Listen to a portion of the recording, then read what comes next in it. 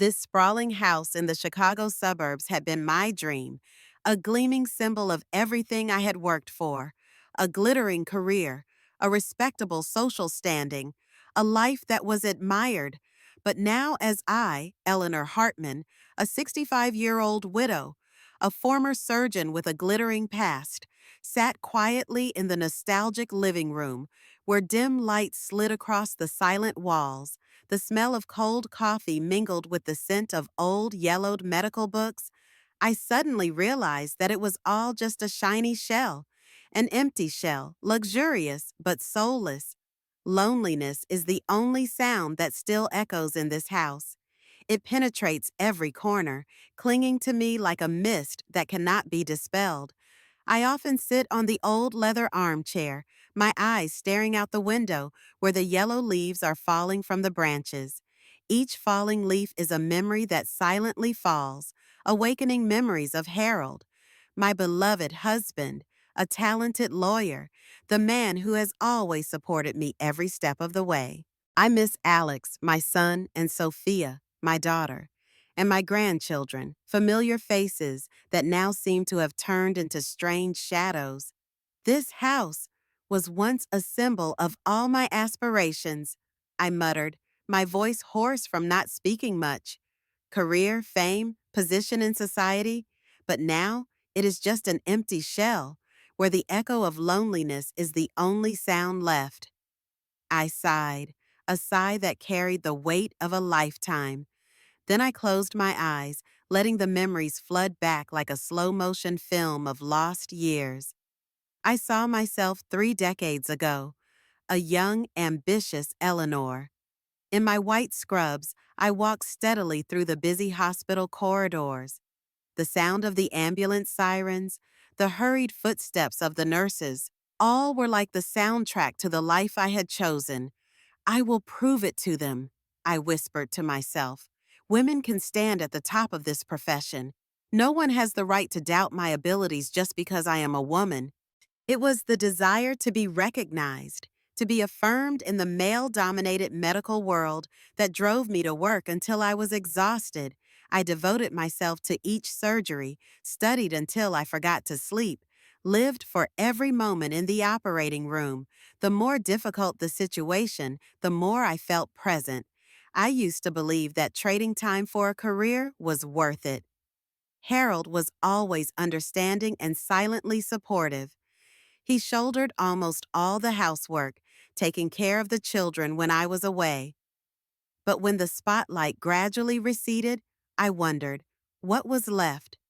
How many precious moments did I miss with my children? How many late nights did I return home, quietly kissing the foreheads of the children who were already asleep? How many missed dinners? How many missed parent-teacher conferences? I entrusted everything to the maid, to Harold, believing that I was building the foundation for a better future for my family. I remember it clearly. One late afternoon, Alex was 8, Sophia was 6. Harold was playing chess with them in the living room, his laughter echoing. I had come home from a long surgery, exhausted. "Honey, you're home? The kids missed you," Harold said, his smile always a calm in the storm. I forced a smile, but my eyes were heavy. "I'm sorry, I've been busy. I have presents for you." I held out expensive toys, designer clothes I'd hastily bought on the way home. Alex and Sophia took them, their eyes silent, unable to hide their indifference. What they needed was my presence, not a gift. They needed a mother, not a brilliant doctor. Looking back now, I wonder what I missed most. This house, for all its superficial luxuries, lacks the warmth of a real family. It is a testament to success, but also a monument to regret. I have exhausted my energies in my career, and the price has been the rift between me and the people I love. Is it too late to mend? Is there still time to regain what has been lost? These questions repeat themselves like whispers in my sleep in every quiet moment. The quiet pain is no longer a wound, but a constant warning that I must do something before all is ash. I rose from the armchair and walked slowly toward Harold's old study. The room was as it had been when he was alive, a small world filled with thick law books and a myriad of simple mementos that bore his mark. I reached out and touched the framed picture of Harold smiling, his smile still warm, but my hand was cold. Harold, you've always been my safe haven, I whispered, and a tear rolled silently down my wrinkled cheek. But I spent so little time with you, with the children. Memories came flooding back, as clear as unhealed stitches. I remembered my college years, when Harold and I were madly, passionately in love. He was the first person to believe in my dream, the dream of donning a white coat and entering the operating room. When I was pregnant with Alex, I was still a medical student juggling night shifts and lectures. Harold was always there, sitting quietly beside me in the hospital library, gently stroking my messy hair whenever I fell asleep from exhaustion. "You're working so hard, but I'm always here." His voice was the most powerful balm. I believed I could have it all, a perfect family and a great career. "I have to do it, Harold," I said, my eyes burning. "I don't want to be looked down upon just because I'm a woman. I want to be seen for what I am." After Alex was born and then Sophia, things got even more intense. I was a mother, a resident, and then a full-time surgeon. My life was a whirlwind of work, a silent battle in a harsh and gender-biased environment. I had to work harder to prove myself in a world of male egos. I was often absent from home, and my children grew up under the care of a nanny and Harold's hard-working hands. He never complained and was always the quiet support in my life. But the further I got in my career, the more I felt the quiet rift in my relationship with my children. I glanced at a few family photos on the table, stopping at a picture of Sophia at age 10. She was playing piano on a small stage, Harold and Alex sitting below, beaming with pride, and me, absent. "Your first recital? I didn't make it," I whispered, my voice choking. "An emergency C-section." I remember that night clearly. The surgery lasted until late at night, and I couldn't leave the hospital. When I got home, Sophia was already asleep. Guilt washed over me like a tidal wave. The next morning, I tried to make up for it by placing a brand new piano in the middle of the living room. "Sophia, do you like it? I bought it for you to apologize for not coming," I said, trying to keep my voice calm. But her eyes just stared at the piano, not as bright as I had hoped.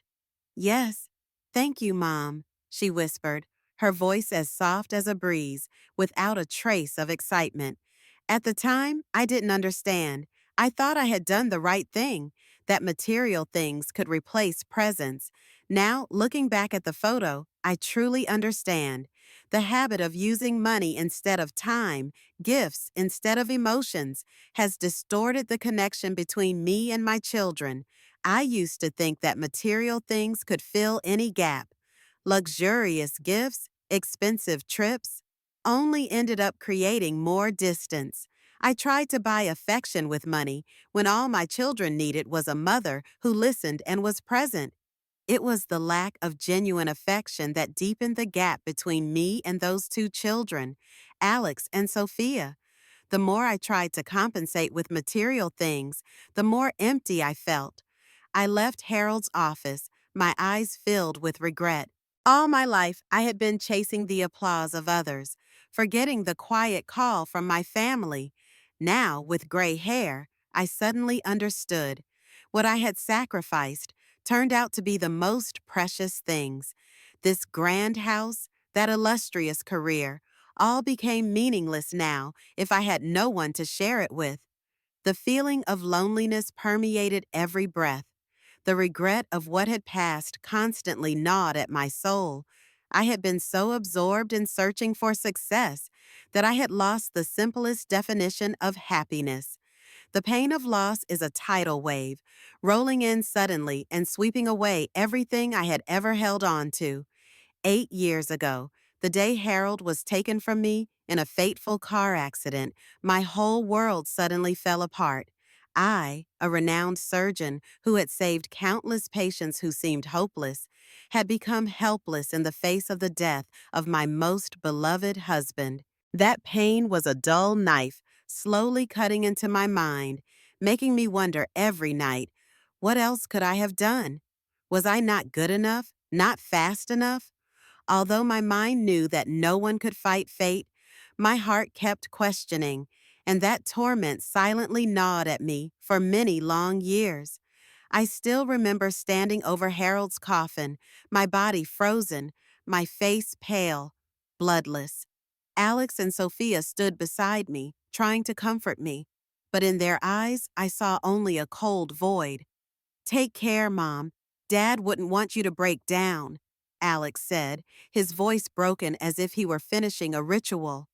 "Mom, I'll stay for a few days, then I have to go back to the kids," Sophia added, her face weary as if she just wanted to leave the heavy atmosphere that surrounded them.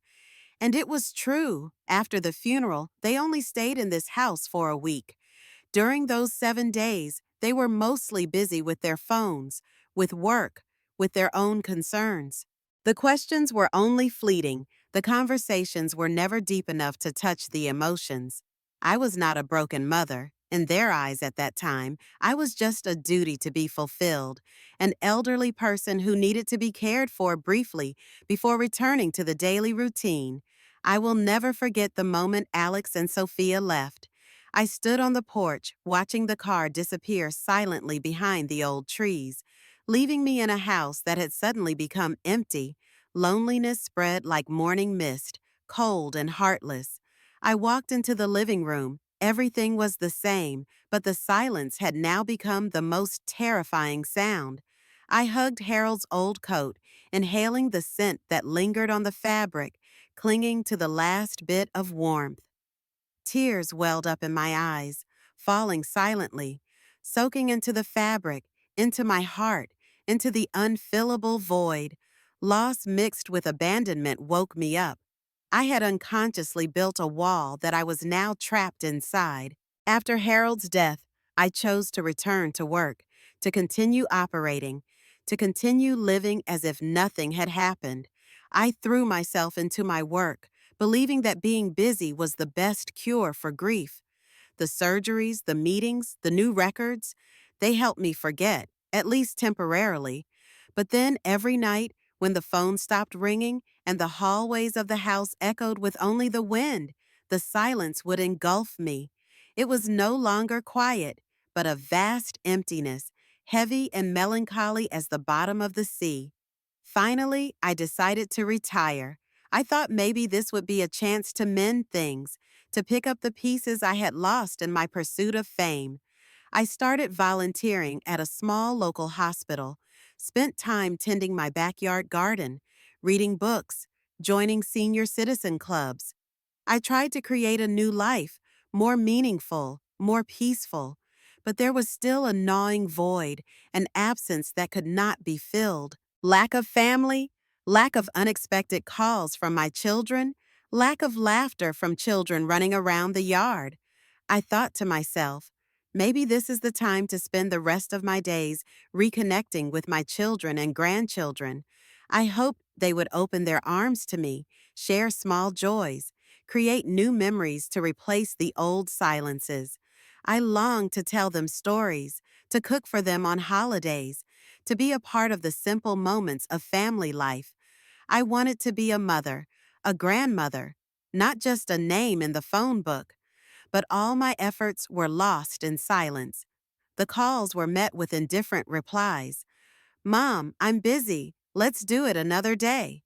Invitations to visit were gently but firmly rejected. I felt like I was building a shaky bridge, trying to connect to an island where no one really expected me to set foot. That distance was not measured in kilometers, but in coldness and indifference. I used to think that the price of success was fatigue, pressure. But it turned out the most expensive price was distance. Now, when everything outside had calmed down, I sat here on the old armchair, looking into the endless space ahead, and a determination rose from my heart. I will find them again. I will mend what was lost, no matter what the cost. I had naively believed that family was a sacred, unshakable thing, something that needed no cultivation to last. Now I realized I was wrong. A bitter mistake. The rare gatherings at my suburban Chicago home were like a well choreographed play, with me playing the reluctant sponsor. The air was always thick with suffocating pretense. The polite but forced laughter of Alex, Tessa, Sophia, and Noel echoed in the dining room, mingling with the smell of microwaved pastries. My expensive gifts for my grandchildren were carefully placed on the table, a silent affirmation of my wealth, but they lacked the warmth of real family. At these gatherings, I was the main financial provider. My son Alex, now 45, is a project manager. His imposing presence and busy talk mask his need for money. His wife, Tessa, 43, is a model housewife, stylishly dressed and always smiling, but her eyes never hide her calculations. My daughter Sophia, also 43, is a teacher with a gentle, kind appearance that can be easily mistaken. But I have begun to see a sharp intelligence behind her eyes. Sophia's husband, Noel, 45, is an accountant, quiet and reserved, but he is the mastermind of elaborate financial schemes. Of all of them, only Lily, Sophia's daughter, 11, is the only one who shows genuine affection. Mark, Alex's 15-year-old son, stared at his phone screen. Lily was the only bright spot left in a family drama that had become worn out by pretense. I remember the last lunch so clearly. Everyone was gathered around the large dining table in the elegant but cold space. It was all the same greetings, the same old stories. Oh, Mark just got an A in math. He's so smart, Tessa said, her voice full of pride, but her eyes were secretly examining me. I forced a smile. Really? That's great. Mark, what do you want? I'll give it to you. Mark looked up from his phone, his eyes flashing with excitement. I want a new gaming laptop, Grandma. My old one is too slow. Okay, I'll buy it for you, I said, my heart sinking. I understood. This was just the beginning. Lily's been studying piano very hard too, Mom. She's very talented, Sophia interjected, cleverly nudging Lily toward me. Really, Lily, what do you want? I asked, hoping she would say something disinterested. I just want you to tell me a story, like when I was a kid, Lily replied, her eyes sparkling with innocence. A quiet warmth spread through me at that moment, a rare feeling in such skillful drama. But the conversation soon drifted back to a familiar topic, money. You know, Mom, prices are skyrocketing. The house needs so much repair. The job just won't get any better, Alex complained, his face full of worry. That's right, Mom. Tuition fees are terrible. We're struggling, Sophia added, her voice choked with tears and confusion. I sat quietly listening, my suspicions rising. Each meeting followed the same pattern. Talk about the children's achievements, then turn to complaining about finances. I began to feel like a bottomless wallet, being emptied of every penny, unable to speak. Somewhere in my heart, there was still a glimmer of hope that they really loved me, and not just for my money. And then, the thing that extinguished that ray of hope happened. I got up and went to the kitchen to get more water. As I passed the living room, I accidentally heard Alex and Tessa talking softly. My footsteps stopped. I hid behind the door, my heart pounding. Just put up with her a little longer. We'll have money to fix the house, Tessa whispered, her voice full of disgust. Yeah, she's old. No need to spend so much money. We can just pretend to care, Alex replied, his voice flat and cold. I was stunned. The cup in my hand almost slipped from my palm. My face paled. I turned back to the table, trying to keep my face calm, as if I had not heard anything. But inside, a storm was raging. So, what do they think of me? A burden? A talking ATM? I asked myself bitterly, anger and hurt mingling like an undercurrent. Do they think I am so stupid that I do not realize this? In that moment, I knew my life would never be the same again. The seeds of doubt had grown, now bursting into a raging fire, burning away all the beautiful illusions about family. I knew that I could no longer remain silent. I had to do something, not just to protect myself, but to face a cruel and undeniable truth. The moment I overheard the conversation between Alex and Tessa, all my illusions were shattered. The suspicion that had been simmering for so long now became a sharp knife, stabbing into my heart. I tried to keep a calm appearance, but inside I felt like I was on fire. A lifetime of sacrifice for my career, hoping that the loss of my family could be compensated by a late love. In the end, I was only nurturing greedy, selfish people who did not consider me flesh and blood. The question tormented me endlessly. Had I traded my whole life for a lie? The next morning, as I was sipping tea by the window, the doorbell rang. I opened it to find Alex and Tessa standing there, smiling what I could see through now, fake and purposeful. "Hey, Mom, we came to see you. How are you?" Alex asked, his voice soft but lifeless. "We missed you, so we came by for a bit," Tessa added, her lips curving into a perfect rehearsed smile. I invited them in, masking my mood with a mask of calm. As the three of us sat down on the sofa, Alex glanced at his wife and then turned to me with a false seriousness. "Mom, I have something important to tell you." I nodded, my voice cold and calm. "Go ahead." "This house is too big for you. It's not convenient to live here alone. You should move to a retirement community. You'll have care, friends, and you won't be lonely," Alex said, his voice full of concern, but his eyes flashed with impatience. I wanted to laugh, not because it was funny, but because it was so bitter. Were they worried about me, or about the value of the house they were eyeing? "This house is a memory of your mother and your father. Every corner holds years of our lives. I never thought of leaving it," I replied, still calm, but my tone was razor sharp. "But you know, your health is not what it used to be. It would be easier for us to visit if you were close by," Tessa added, her voice soft, her eyes cold as stone. "With the money from the sale, you would live comfortably, and with the rest, I think I could invest it in my work or save it for Mark and Lily's tuition," Alex said, not beating around the bush this time. He had the nerve to say what he was really after: money. I stared at him, my heart surging with anger. Do they think I'm that old and easy to manipulate? They're using filial piety as a cover for their bottomless greed. The thought was like a whiplash in my heart. He had no qualms about using my money for his business and his children, as if it were a given. "Thank you for your kindness," I said, my voice cold. "I'll think about it." "Think about it, Mom. We just want you to be comfortable and happy," Alex replied, still smiling like a rubber mask that hadn't dried yet. After they left, I sat quietly in the familiar living room. Their words still rang in my head, like knives slicing through my flesh. Do they think I don't know? That I'm too old to know the difference between true love and self-serving lies? I bit my lip, my heart seething. I'd faced life or death surgeries, stood before juries in high-stakes cases, been put under the microscope by the press and patients. I'd survived it all. I wasn't easy prey.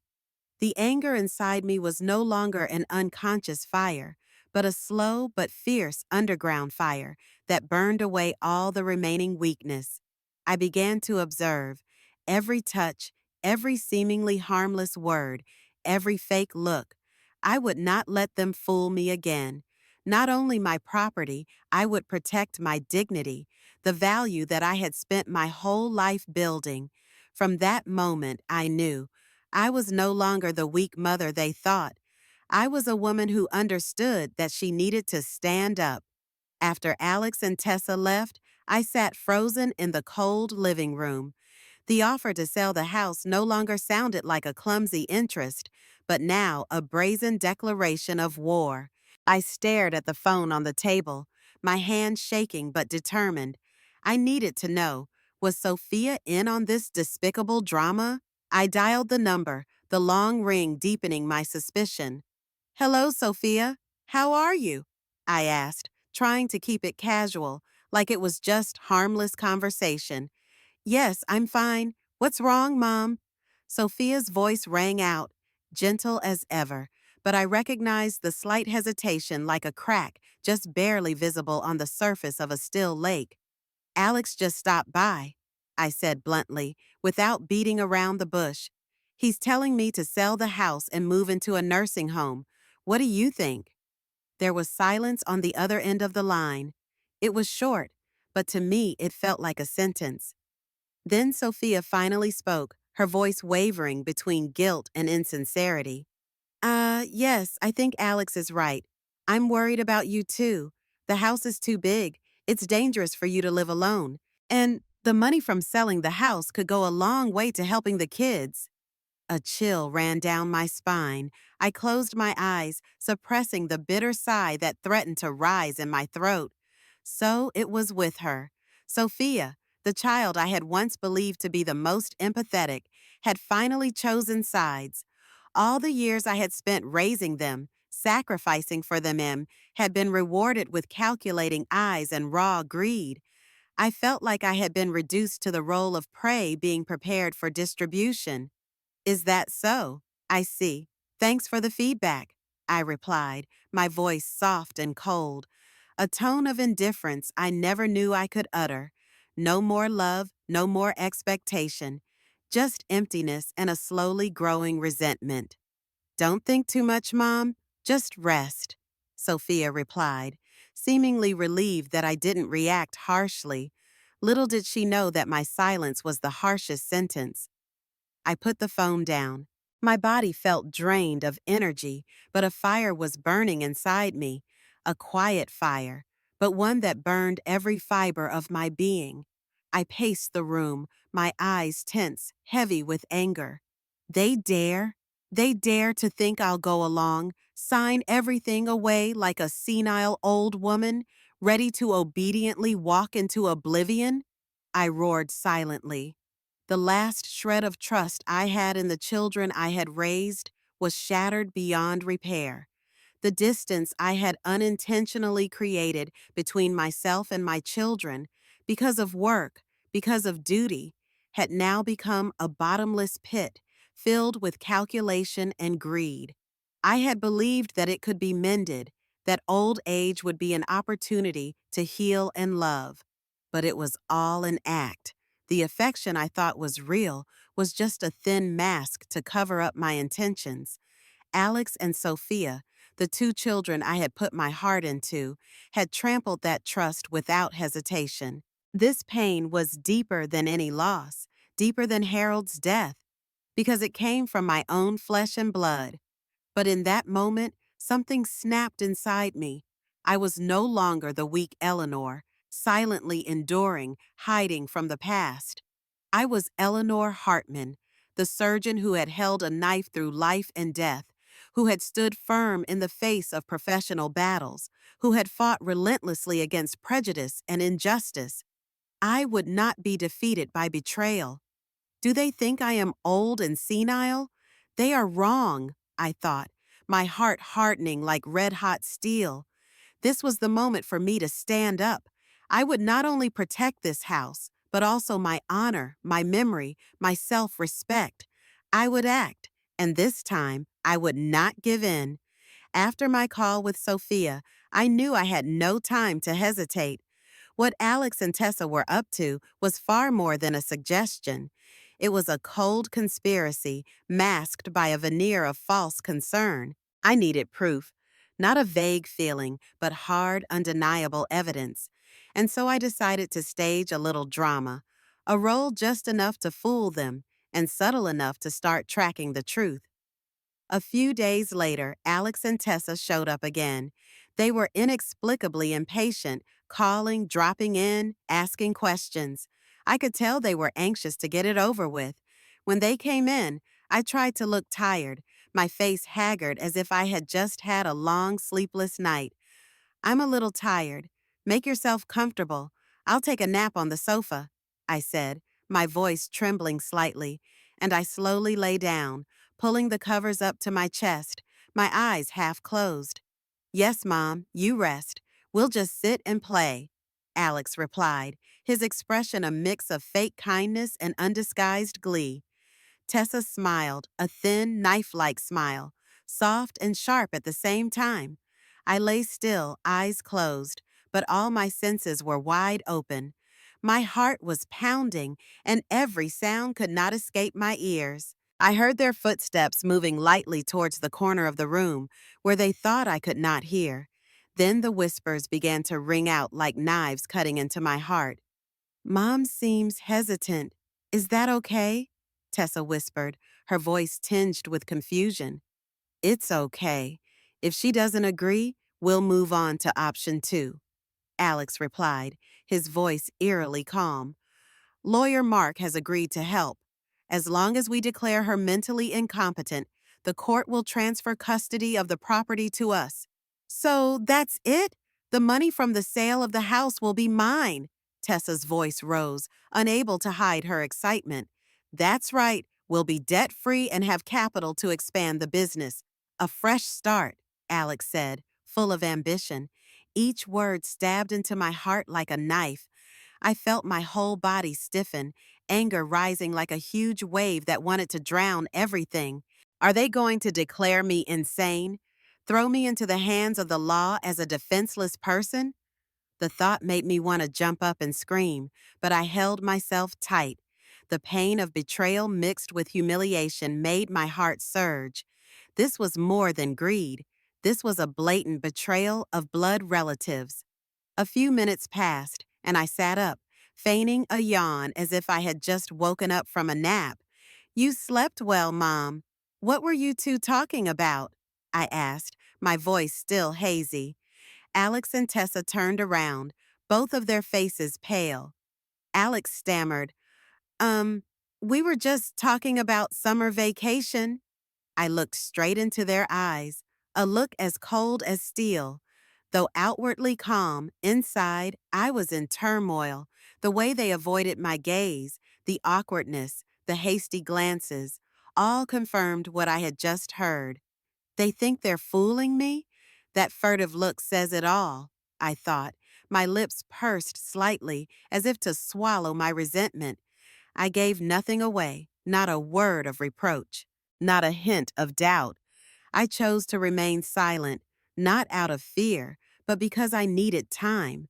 I would prolong this game, feign consideration, feign weakness, to keep them in check. Their game had begun, but I would be the one to end it. My anger was no longer a fiery flame. It was cold steel, sharp and unyielding. I knew I had to fight, not just to keep my house, but to keep myself, my dignity, my intelligence, and the memories I had held dear all my life. I would not let them erase it all. I needed allies, people who believed in me, who understood me, and I knew I would find them. I would not fight alone. The betrayal of those closest to me was more than just a pain. It was like a cold knife stabbing into my heart, awakening a part of me that I had long forgotten. No, I was no longer the fragile, lonely, regret-filled Eleanor. I was Eleanor Hartman, a surgeon who had faced life and death, a woman who had weathered the storms of life, and I would not let myself be crushed by my children's ruthless greed. I decided to hide what I knew. I kept my facade vague, acting uncertain and hesitant about selling the house. With every call from Alex and Tessa, I sighed, saying I had to think about it, that the memories weren't ready to leave. But each of those words was a deliberate move. I was buying time, preparing for a battle I couldn't afford to lose. The first thing I did was reach out to old friends, people I knew, no matter what, wouldn't turn their backs on me. I called David, my longtime friend and a respected lawyer. Hello, David. This is Eleanor Hartman. It's been a long time, I said, my voice shaking, but a fire in my heart was rekindled. Eleanor, my God, I thought you'd forgotten all your friends when you retired. What's so serious that you need a lawyer? David asked, his voice as warm as ever. Family stuff, it's complicated. I need a friend I can trust, I said, and slowly told him everything, from the offer to sell the house to the plot to declare me incapacitated. There was a pause. Then David said, his voice angry, I can't believe it. Are they really going to do this? It's despicable. Don't worry, Eleanor. I'm on your side. We'll expose them for what they are. Hearing those words, I felt like I had just been released from a dream. A slight smile crossed my lips.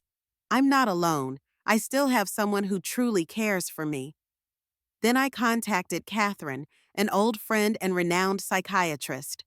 Catherine, I need you to help me get an independent psychiatric evaluation, I said, no beating around the bush. Eleanor, what's going on? Are you okay? Catherine asked, her voice laced with genuine concern. I'm fine, but I need clear evidence that I'm sane. There are people out there trying to prove otherwise.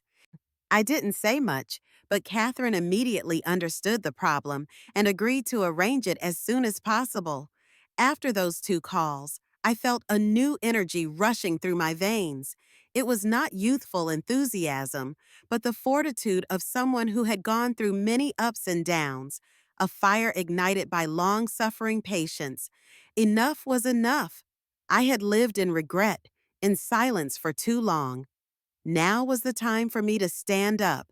I began to formulate a plan. I pored over the laws surrounding guardianship, read every will, and scrutinized every bank account and investment. I couldn't leave any loopholes.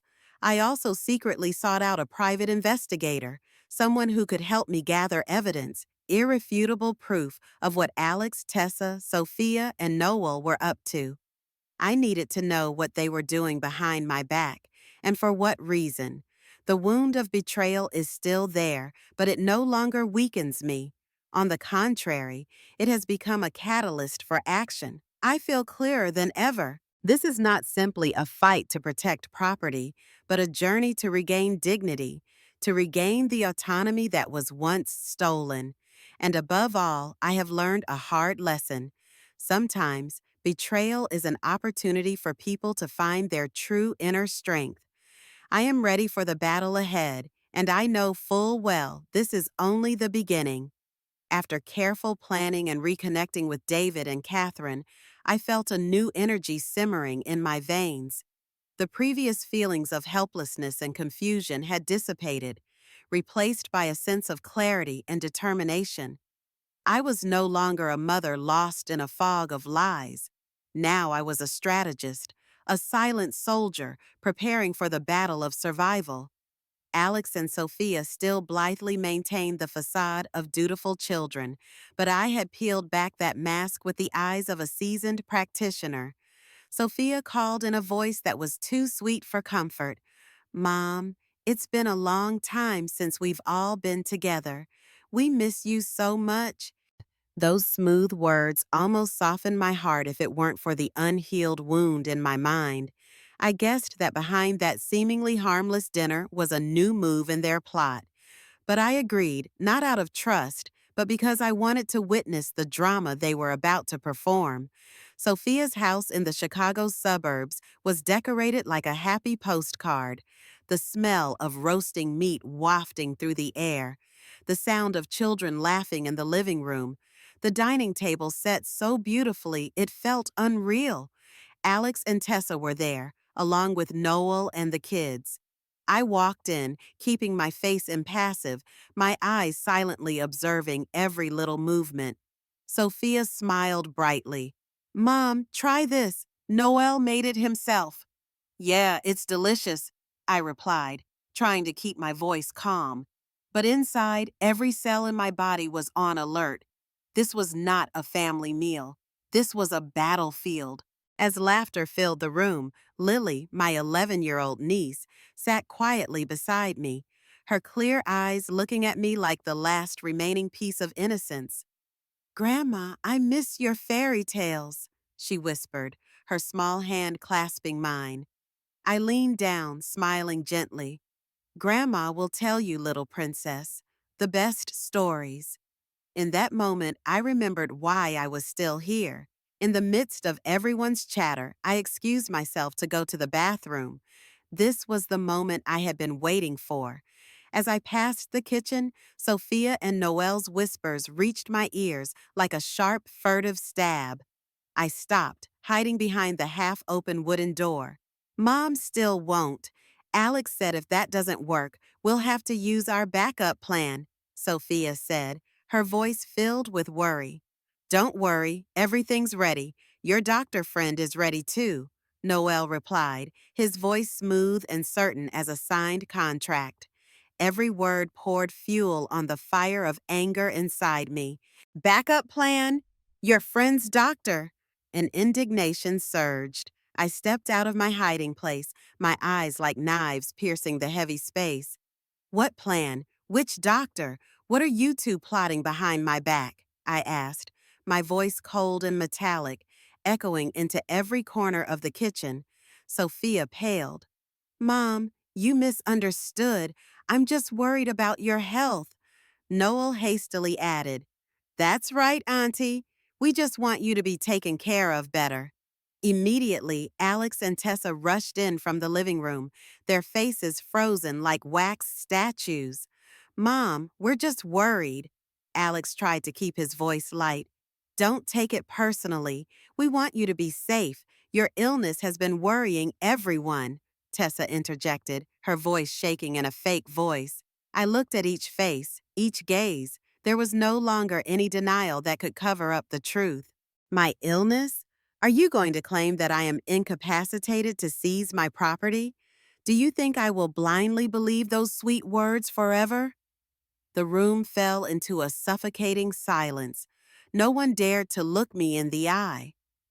"I'm not selling the house. I'm not moving anywhere. This is my home, and I'm staying. I've hired a private investigator, and I've also arranged for an independent psychiatric examination. Any plot will be exposed. Don't think I don't know about your dirty tricks." I turned and walked away, leaving behind a suffocating atmosphere like ashes after a fire. I had faced the darkness, and my gaze had made it retreat. The weakness was now just a shell that I had discarded. This was not revenge. This was awakening. I am ready for the final battle. After a tense dinner at Sophia's, I returned home with a strange sense of relief, as if a heavy burden had been lifted from my shoulders. The lie had been partially pulled apart. They knew I was no longer the old, easily manipulated mother they had imagined, but that was only the beginning of a longer battle. I needed hard evidence, irrefutable evidence, to expose the whole truth. I immediately contacted the private investigator I had hired earlier, urging him to speed up the investigation and submit the report as soon as possible. That afternoon, a thick envelope arrived at my door. I sat quietly in my once peaceful office, now the front line of a fierce confrontation. My hands shook as I slowly tore open the envelope, my heart pounding like a drum. "I'm prepared for the worst," I whispered to myself. "But can I bear what I'm about to read?" I took a deep breath and began to flip through the document in the pale afternoon light. The first page was a series of photos. One showed Alex signing a large loan document with my forged signature. Immediately, a sharp pain pierced my chest. "Alex, you dare to borrow money in my name?" The question rang in my mind like a knife stabbing straight into my heart. The boy I had protected, raised with all my devotion and trust, had betrayed me so blatantly. I remembered the times he had complained about his poverty, the words he had asked for help. I had softened, thinking that was what a mother should do. But no, it turned out that it was just a game of chess in which I was the exploited pawn. Next came a recording. I pressed the button, and Sophia's familiar voice rang out, cold as a knife. She was calling a friend, complaining about how I was confused, forgetful, and no longer sober. Mom has been really forgetful lately. Maybe we should put her in a nursing home soon, she said in a flat, contemptuous voice. I was stunned. Sophia, how dare you treat your mother like this? The girl who used to snuggle up to me when she was scared, who used to cry when she was bullied, was now the one spreading rumors to ruin my reputation, as if I was just a burden that needed to be eliminated soon. The next pictures made my blood run cold. It was Sophia's husband, Noel, secretly editing accounting files. The detectives had watched him embezzle company funds by falsifying financial statements. Noah, a crook? I hissed through gritted teeth, frustration building. Had he dragged Sophia down the slippery slope, or had she dragged him down the slippery slope of corruption? And the final blow came from Tessa, a clear photo of her passionately kissing a stranger in a noisy bar. I closed my eyes, unable to hold back my tears. Tessa, you cheated on your husband too? So it was not just greed and intrigue, but also marital betrayal. A family that I had hoped would be my final refuge, now only a pile of rotten ashes because of lies and selfishness.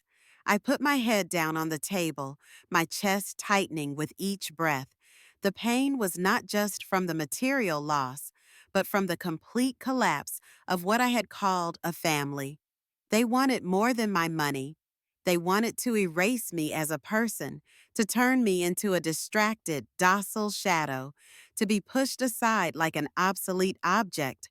They didn't just want to possess, they wanted to destroy. But then, through the salty tears, a fire flared, a fire of anger, of pain that had been simmering long enough to become steel. I stood up, walked to the window, and looked out at the garden rustling in the evening wind. My eyes were no longer trembling, but determined. No, I would not fall. I would not let them drown me. They had started the war, and I would respond, not with screams or fists, but with the truth. I would make them face the consequences of their own making. I would teach them a lesson about love that cannot be manipulated, about trust that cannot be betrayed, and about justice that never sleeps. I would take back everything, not just my possessions, but the dignity, the life, and the peace they had tried to take away. In my mind, the plan was laid out, clear, cold, uncompromising. After a long night of drowning in the stinging words of the detective report, I spent the next morning sitting silently in a dimly lit room.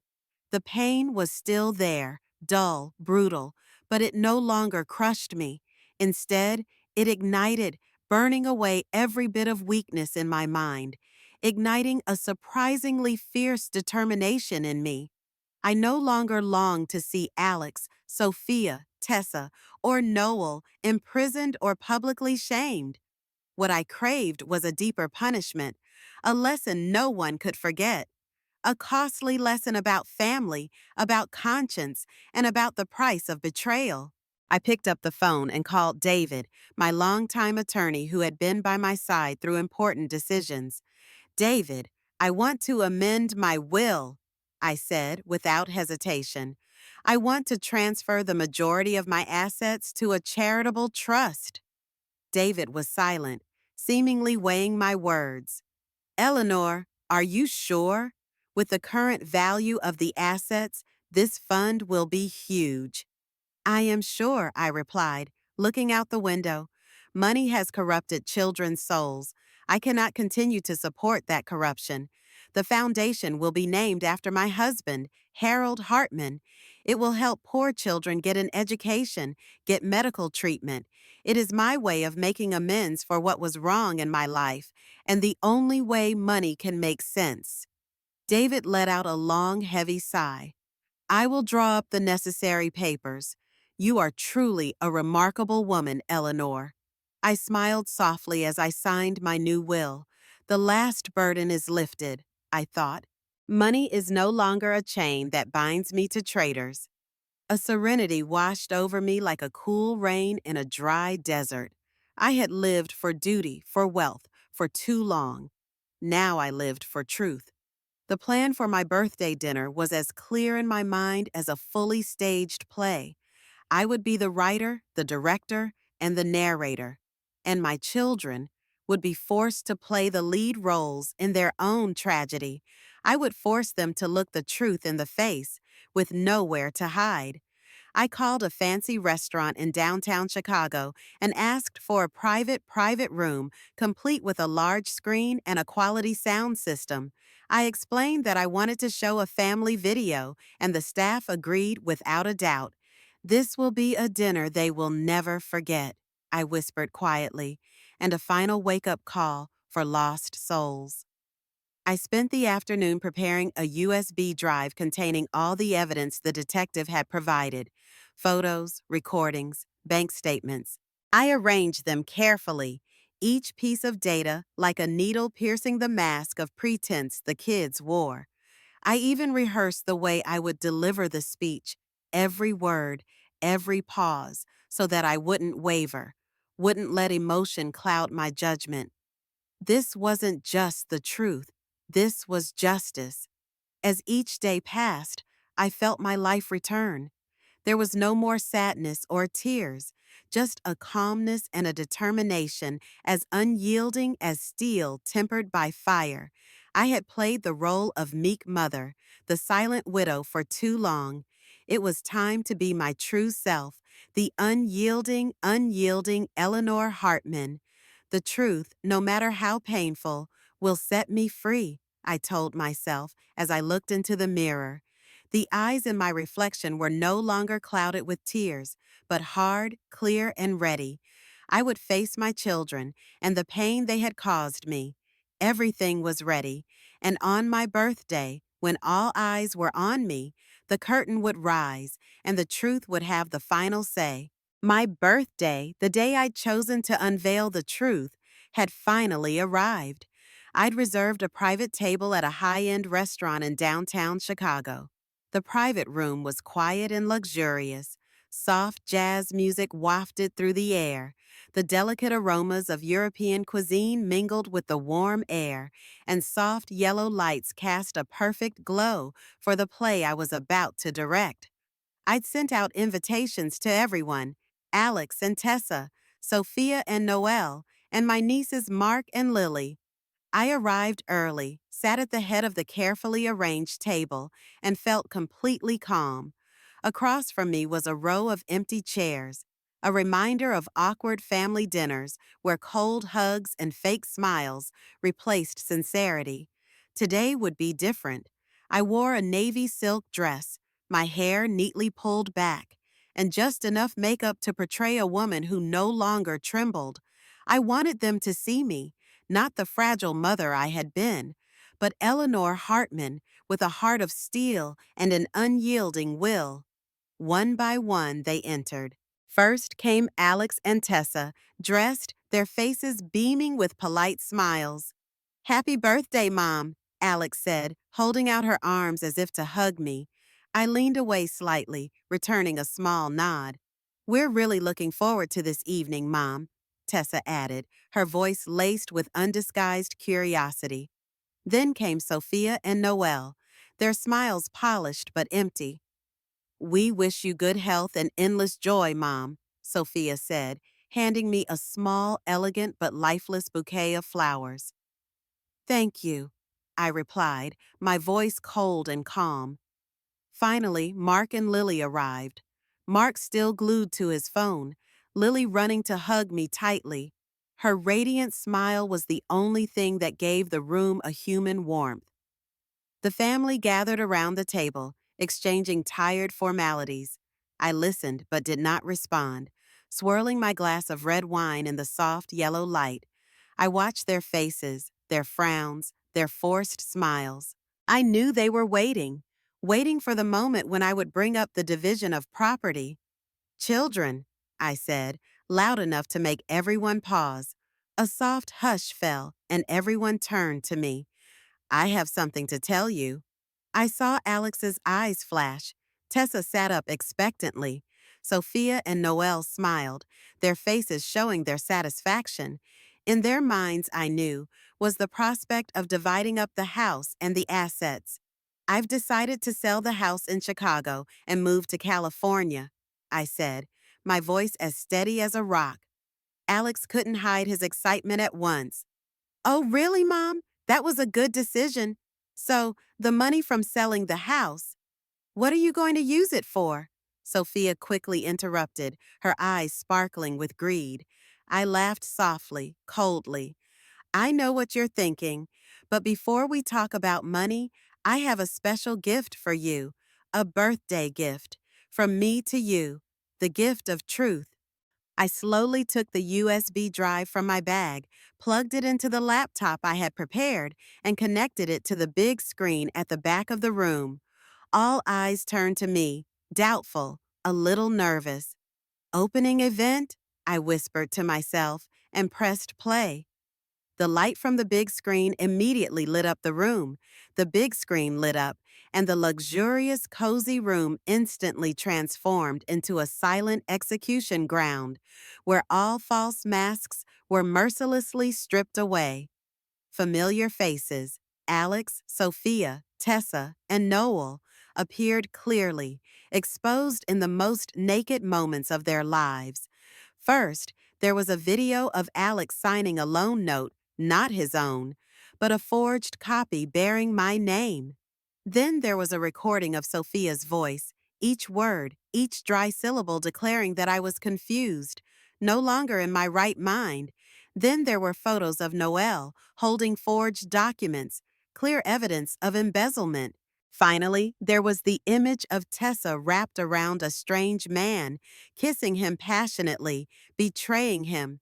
Each frame, each sound poured into my ears like a dull blade, slowly cutting deep into each layer of flesh. No one spoke, not a cough. There was nowhere to run. Alex rose, his face as pale as if drained of blood, his eyes filled with terror as he turned to look at me, as if he couldn't believe what he was seeing. Sophia dropped her head into her hands, her sobs not of remorse, but of humiliation at being exposed. Noel bowed his head, his eyes glued to the floor, as if the wood beneath him might swallow him whole. Tessa, drunk on alcohol and pent-up resentment, sprang to her feet and screamed, her voice shaking and broken. That's right, I hate you. You only love money, never your children. You're so self-righteous. I put up with you because of the money. The confession was like a slap across the table. Alex turned to Tessa, his eyes red with madness. What did you just say, Tessa? Shut up! He lunged at her as if to strangle her, but Noel jumped in to stop him. The rage spread like wildfire. All the pent-up anger exploded. You started it all, Tessa yelled at Alex. Shut up, you slut, Alex yelled. Noel isn't clean either, Sophia hissed, pointing at her husband. The scene was like a battlefield in ruins, where the sound of broken dishes mixed with screams, where illusions and lies were shattered into pieces. At the corner of the table, Mark and Lily sat still as statues, their eyes filled with panic. Lily trembled, clutching my hand like she was clinging to a piece of wood in the middle of the night. I stood up. My voice rang out, clear and strong, cutting through the screaming. Enough! They all fell silent. I looked at them one by one, my eyes cold as knives. Do you see what you have become? Greedy, deceitful, heartless. You have not only betrayed me, you have betrayed this family. You have betrayed yourselves. I held my head high, my voice steady and firm. The house in Chicago, where you waited for every penny from it, has been sold, but not to serve anyone's greed. All the money has been transferred to a charity named after your father, Harold Hartman. The fund will help poor children go to school, to be healed. It is my way of making amends with life and also a way for money to create good things, not destroy relationships. A heavy silence fell like a heavy damp blanket covering the room. Alex, Sophia, Noel, and Tessa seemed to have been awakened from their trance, their faces pale, their eyes vacant.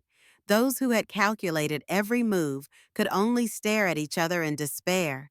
"You won't get a penny," I said, clear as a sentence. "But I'll leave a small portion for Mark and Lily, enough to give them a clean start without living on dirty, fake money." I turned to Mark, who hung his head in shame, and Lily, who still held her innocence, looking at me with understanding eyes. I took a deep breath. "I'm leaving to California, a place where there's no lying, no calculating. I've forgiven you, but the redemption you have to bear on your own. Learn to live as human beings. Learn to love without asking. Learn to let money not kill your heart." I turned and walked away. No looking back, no need to look back. Behind were silent eyes following. I closed a dark chapter in my life, not with tears, but with determination. The house in Chicago, once filled with laughter, then cold as stone, is now just a cold memory. In California, my life unfolds like a new page, gentle and peaceful. I walk every morning on the beach, letting the golden sun dry the loneliness of each day. I volunteer at a small hospital where the poor faces smile because kindness still exists. Money is no longer a shackle. I live for myself, for the things that truly matter. I am no longer alone. Peace has returned. In every breath, in every step, there is no longer resentment. Lily occasionally wrote me letters, in her childish handwriting, about how hard she studied and how much she remembered her grandmother's stories. There was a picture in the letter, Eleanor and Lily, holding hands under the stars. I smiled, my eyes red. Maybe one day we would meet again, but then there would be no money, only love, whole and true.